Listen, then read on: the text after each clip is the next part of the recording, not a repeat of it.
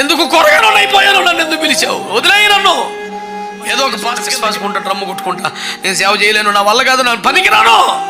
ఇక్కడికి వెళ్ళి కుర్చీలో కూర్చుంటే కింద మోకరించి, అయ్యా చిన్న ప్రార్థన చేయండి అని అడిగితే ఆయన, నాకు చాలా నీరసంగా ఉంది బాబు, ఓపిక లేదు, I'm tired, I cannot pray now. నేను ఇంకా బ్రతిమాలుతున్నా. ఒకసారి ఇట్లానే వెళ్ళిపోతాను. వచ్చి బాబా ఇబ్బంది పడలేక అని నా రెక్క పట్టుకుని లాగేశారు.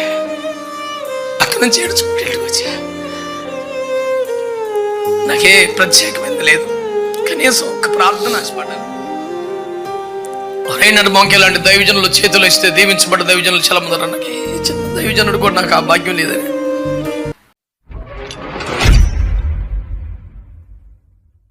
ప్రభువైనటువంటి యేసుక్రీస్తు నామములో మీ అందరికీ శుభములు.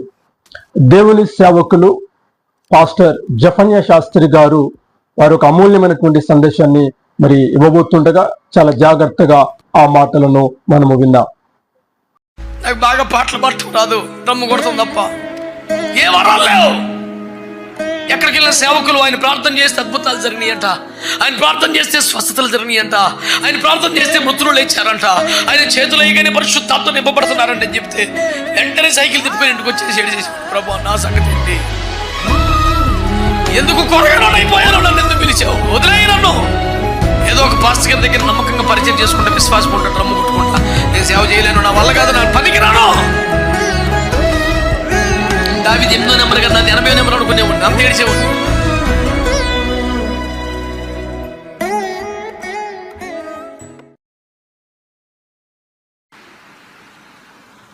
నేను సేవకు వచ్చే నాటికి ఏ కృపావరాలు పొందినవాడిని కాదు. గట్టిగా అరగంట వాక్యం చెప్పటం రాదు. వెళ్ళబో అని చెప్తే దేవుడు వెళ్ళిపోయిన సేవకి. బైబిల్ ట్రైనింగ్ లేవు. పరిచర్య చేయటం, దైవజనుల బట్టలు ఉతకటం, షూ పాలిష్ చేయటం, మందిరాలు తొడవటం, కార్పెట్లు ఉతకటం, ఇవన్నీ నెంబర్ 1 వచ్చు. వాక్యం చెప్పటం రాదు. శనివారం రాత్రి అంతా సిద్ధపడితే 20 రెఫరెన్స్లు 30 రెఫరెన్స్తో ప్రసంగం తయారు చేసుకుంటే ఆదివారం పావు గంట 2 నిమిషాలు మొత్తం అయిపోయింది. చాలా ఆవేశంగా ఆసక్తిగా చెప్పేసేవాడిని. నేను సిద్ధపడింది అయిపోయింది కనుక ప్రార్థన చేసుకుందాం అని అంటే విశ్వాసులు ఇంకా సేవ చెప్పండి బాబు అనేవాళ్ళు. నాకు రాదు, ఇంకా నాకు వచ్చిందంత అయిపోయింది. అద్దాకి ఇదే పని ఏంటి, ఎక్కువసేపు మా ప్రార్థన చేసుకోవాలి మోకరించా అని అరిచి దెబ్బలాడి మోకరింపు చేసి ప్రార్థనలు చేసి అందరూ పంపించాలి. వెళ్ళిపోయిన తర్వాత ఆదివారం ఇప్పుడు 11 12 మోకాలు ఎత్తే సౌరం అయిపోయేది, ఎడుతున్నాడు అని. నాకు బాగా పాటలు పాడటం రాదు, రమ్ము కొడతాం తప్ప ఏ వరాలు లేవు. కనీసం అరగంట వాక్యం చెప్పు, నన్ను ఎందుకు పిలిచావు సేవకి? నాకు వాక్యం చెప్పడం కూడా రావట్లేదు. పిచ్చోళ్ళ గడిచేవాడిని. చాలా బాధ అనిపించేది.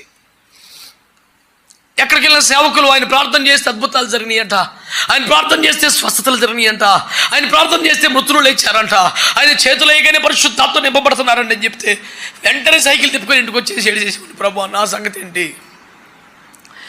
ఎందుకు కొరగానో అయిపోయాను, నన్ను ఎందుకు పిలిచావు? వదిలేయి నన్ను. ఏదో ఒక పాస్టర్ గారి దగ్గర నమ్మకంగా పరిచయం చేసుకుంటా, విశ్వాసం ఉంటా, రమ్ము కొట్టుకుంటా, నేను సేవ చేయలేను, నా వల్ల కాదు, నా పనికి రాను.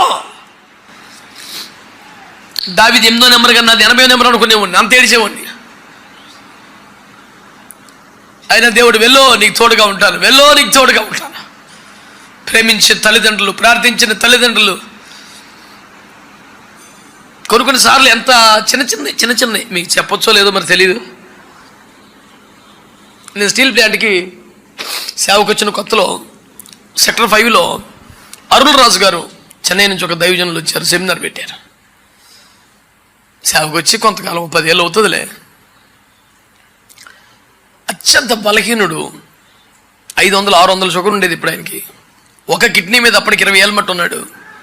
2 కిడ్నీలు పాడైపోతే వాళ్ళ అన్నయ్య గారి కిడ్నీ ఒకటి వేసుకొని అన్నయ్య ఈయన ఇద్దరు చెరుకో కిడ్నీతో బతికేస్తారు 20 ఏళ్ళ మట్టి. 500+ షుగర్ ఉంటుంది ఇప్పుడు. ఇద్దరు పట్టుకొని స్టేజ్ ఎక్కించాలా, నిలబడి మాట్లాడటం మొదలు పెట్టాక బలమైన అభిషేకం ముందు నిలబడేవాడు. పెద్ద పెద్ద మనుషులు మొదలు నరకని చెట్ల కుప్పకూలిపోయిన అభిషేకాన్ని ఇక్కడి నుంచి ఎగిరం దూరం పడేవాళ్ళు, అంత ప్రభావంతో వాడపడేవాడు. ఒకసారి సిటీలో పెడితే ఇలా చాలా శక్తివంతంగా వాడబడ్డారు. టౌన్షిప్లో పెట్టారు, వెళ్తే వెళ్ళా చాలా మంచిగా వాడబడ్డారు. అంత కూటమైపోయాక ఇంత గొప్ప దైవజనుడు కదా, ఒకసారి ఆయనతో ప్రార్థన చేయించుకుందాం అని మెల్లిగా స్టేజ్ మీదకి, అప్పటికి స్టేజ్ మీద పాస్టర్లు ఉన్నారు, ఆ మీటింగ్ పెట్టిన పాస్టర్లు అందరూ కూడా నేను తెలుసు, పిలిచారు, స్టేజ్ మీద ఉంచారు, ఏదో ప్రార్థన ఇది ఇచ్చారు. ఆయన దగ్గరికి వెళ్ళి కుర్చీలో కూర్చుంటే కింద మోకరించి, అయ్యా చిన్న ప్రార్థన చేయండి అని అడిగితే ఆయన, నాకు చాలా నీరసంగా ఉంది బాబు, ఓపిక లేదు, I'm tired, I cannot pray now అన్నాడు. నేను ఇంకా బ్రతిమాలుతున్నా, ఒకసారి ఇట్లానే వెళ్ళిపోతాను ఆ నిర్వాహకులు వచ్చి, బాబా ఇబ్బంది పడలేక అని నా రెక్కబట్టుకొని లాగేశారు. అక్కడి నుంచి ఏడుచుకుంటూ వచ్చా. నాకే ప్రత్యేకమైంది లేదు, కనీసం ఒక ప్రార్థన ఆశపడ్డాను. రైనాడు బొంకే లాంటి దైవజనులు చేతులు ఇస్తే దీవించబడ్డ దైవజనులు చాలా మంది ఉన్నారు. నాకు ఈ చిన్న దైవజనుడు కూడా నాకు ఆ భాగ్యం లేదని ఏడ్చుకుంటూ ఇంటికి వచ్చి తిండి తినకుండా ప్రార్థనలో, ప్రభు స్పష్టంగా రాత్రి నాతో మాట్లాడి దర్శించి, ఒక దర్శనంలో ప్రభువే తన చేతులు రెండు నా మీద పెట్టినట్టుగా చూపించారు.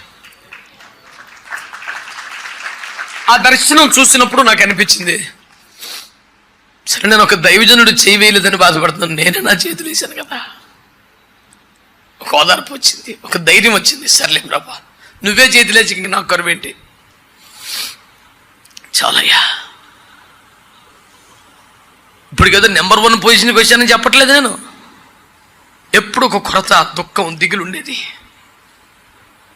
అలాంటి నన్ను, గట్టిగా 100 మంది సంఘం లేని నన్ను దేవుడు కృపలో మెల్లిగా తీసుకెళ్ళటం ప్రారంభించాడు. ఈరోజు IFJ విజ్ఞాపనోద్యమంలో నాతో కలిసి మోకరించే దైవజనులు కనీసం 3,500 మంది సేవకులు ప్రభు నా చేతికి అప్పగించాడు. ఒక మంచి దైవజనుడు ఎవరు నన్ను ఎత్తిమీ చేయబడితే బాగుండు అనే ఆశలో నుంచి ఈ పనికి మళ్ళీ జీవితం ఈ చేతులు. కనీసం ఒక 2,000 మంది పాస్టర్స్ని ఆర్డినేషన్ చేశాను ఈ రోజుకి నేను. ఎవరు చెయ్యను నా మీద పడితే బాగుండనే స్థితి. నేను చేతులుంచి అభిషేకించిన సేవకులే కనీసం 2,000 మంది అయ్యారు. ఎవరైనా నా మీద చేయబెడితే బాగుండని కోరుకున్న బతుకు కనీసం 17,000 బాప్టిస్మాలు ఇచ్చిన ఈ చేతిలో. పనికి మాలోడా అని పిలిపించుకున్న స్థితి. ఎన్ని దేశాలు, ఎన్ని రాష్ట్రాలు, ఎన్ని లక్షల జనం.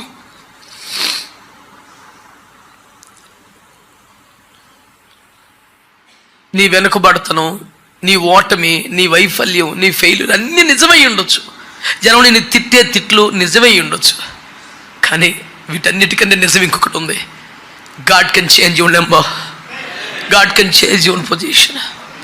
నిన్ను తీసుకెళ్ళి తాను కోరిన స్థానంలో ప్రభు పెట్టగలడా? ఎంతమంది గట్టిగా ఆమె నేను చెప్తారా? హల్లెలూయా, హల్లెలూయా. నా బ్రతుకులో నుంచి, నా జీవితంలో నుంచి నా ప్రభు లోకానికి కనపడాలి. ఈ ఒక్క ఆశ మనసులో పెట్టుకోచాలా, ఈ ఒక్క ఆశ మనసులో పెట్టుకోచాలా. ఇప్పటికే జీవితం చాలా ఖర్చు అయిపోయింది, చాలా వేస్ట్ అయిపోయింది. భార్య కోసం బతికావు, భర్త కోసం బతికావు, బిడ్డల కోసం బ్రతికావు, నీకున్న బాధ్యతల కోసం బ్రతికావు. దేవుని కోసం ఎప్పుడు బ్రతుకుతావు? నీ మరణం నీకు తెలుసా? ప్రభు రాకడ నీకు తెలుసా? నా కుమారుడా, నా బిడ్డ, నా కొరకు ఏం చేశావని రేపొద్దున ప్రభు అడిగితే, చర్చికి వెళ్ళాను ప్రభు, దశంభాగం ఇచ్చాను ప్రభు అని చెప్తావా? ఇంతేనా నీ సాక్ష్యం? నా కొరకు ఏం చేసావు కొడుకా అంటే నీ దగ్గర సాక్ష్యం ఏది నాన్న?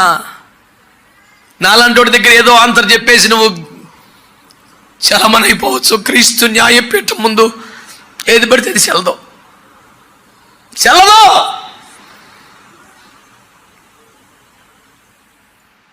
హృదయ రహస్యములు బయలుపడు ఆ భయంకరమైన దినమున వాని వాని క్రియలకు తగిన చేతం ప్రభు ఇవ్వబోతున్నాడు. ప్రతి వానికి తగిన మెప్పు దేవుని వలన కలగబోతుంది.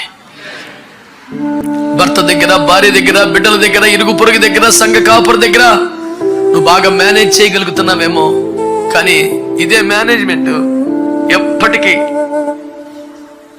నీకు అక్కడికి వస్తుంది, నిన్ను గెలిపిస్తుంది అని మాత్రం అనుకోకు. ఒక దినం అవేమి చెల్లని రోజు వస్తుంది. ఏ రాజు తన సేన బలము చేత తప్పించుకునలేడు ఒకరితో వస్తే దేవుడికి అని వాక్యం ఉంది. You cannot simply escape from the judgment throne of Jesus Christ. You must give your account for each and every deed, and not only deeds, each and every word. ప్రతి మాటకు లెక్క చెప్పాలంట. ఆ రోజు అలా ఎందుకన్నామంటే గబుక్కులు అనేసరి బాబు చాలా మాట గబుక్కులు అంటామేంటి? నిన్ను కొనుక్కున్నాను నేను, నన్ను గబుక్కులు మాట్లాడి చేత కుదురుద్ది. పెద్ద రెక్కల మీద మోసినట్టు మోసుకొచ్చా నిన్ను. మీరు నాకు స్వకీయ సంపాద్యంగా, నాకు స్వాస్థ్యంగా మీరు ఉండాలన్నాడు ఆయన. ఏదో ఒక మాట చెల్లుబాటు అవ్వదో. ఈ రోజున దేవుని వాక్యం నీతో నాతో మాట్లాడుతున్న సంగతిని నువ్వు సీరియస్ గా తీసుకోవాలి.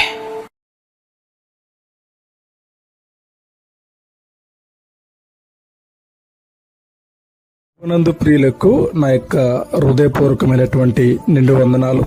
ఈ వీడియో చూస్తున్న ప్రతి ఒక్కరూ కూడా ఈ యొక్క ఛానల్ను లైక్ చేయండి, అలాగే ప్రతి ఒక్కరికి షేర్ చేయండి. తర్వాత ఈ ఛానల్ను తప్పకుండా సబ్స్క్రైబ్ చేసుకోండి. దేవుడు మీకు తోడై ఉండును గాక. God bless you all.